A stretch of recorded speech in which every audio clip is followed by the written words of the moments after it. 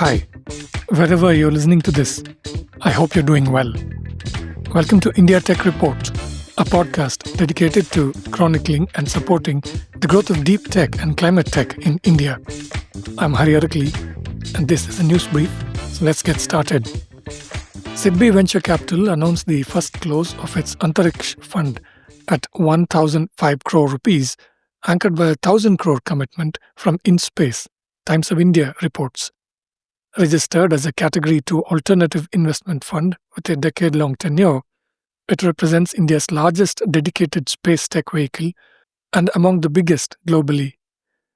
The fund will back early and growth stage companies across launch systems, satellites, ground infrastructure, Earth observation, and downstream applications. The initiative advances India's ambition to build a 44 billion space economy by 2033. Prenishk unveiled India's first indigenous high-precision compact diode laser, marking a significant step in the nation's quantum technology efforts. Supported by the National Quantum Mission, Prenishk's laser delivers high beam quality, superior stability, and long-term reliability across wavelengths from ultraviolet to near-infrared, according to a statement from the Ministry of Science and Technology. The plug-and-play system will enable quantum-safe transactions for financial institutions, protecting sensitive data against future quantum computing threats.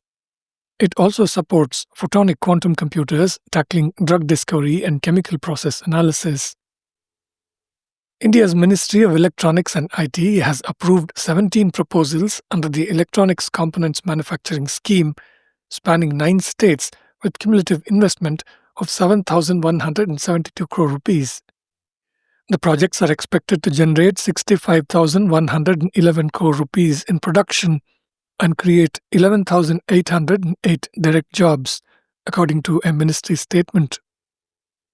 Key approvals include India's first optical transceiver manufacturing facilities by Jabil Circuit India and Zetchem supply chain services, alongside oscillators for communication devices and industrial electronics. The scheme targets components for smartphones, IT hardware, electric vehicles, defense and renewable energy sectors.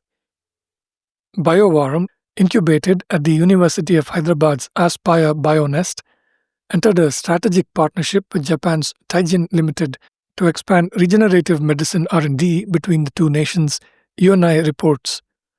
The collaboration will bring Taijin's cardiovascular repair patch, Synfolium, and Japan Tissue Engineering's regenerative products to India, whilst Taijin supports commercialization of BioVarum's exosome-based diagnostics, therapeutics, and bio-derived materials in Japan.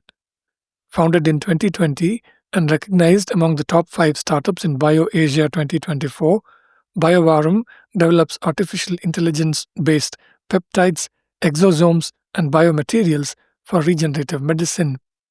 The alliance strengthens India's capabilities in advanced tissue engineering and scalable manufacturing. Climate tech startup Varaha has raised $30 million from French sustainable investor Mirova to expand its Kheti soil carbon project across Haryana and Punjab, TechCrunch reports. The transaction, structured as a project-level investment against future carbon credits, represents Mirova's largest single carbon deal and its first in India.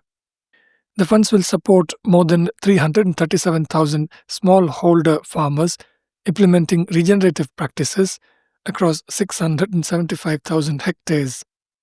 Varaha operates 4 removal pathways: regenerative agriculture, biochar, agroforestry on degraded lands, and enhanced rock weathering. The company runs experiments with institutions including IIRI in Pusa and IIT Kharagpur to quantify net carbon change. Earlier this year, Varaha signed a multi-year biochar off-take agreement with Google. That's it for this brief. You can find the links to all the headlines in the show notes, wherever you get your podcasts. To support my work, please subscribe to my posts at indiatechreport.in. I'm Antariksh. Thank you for listening.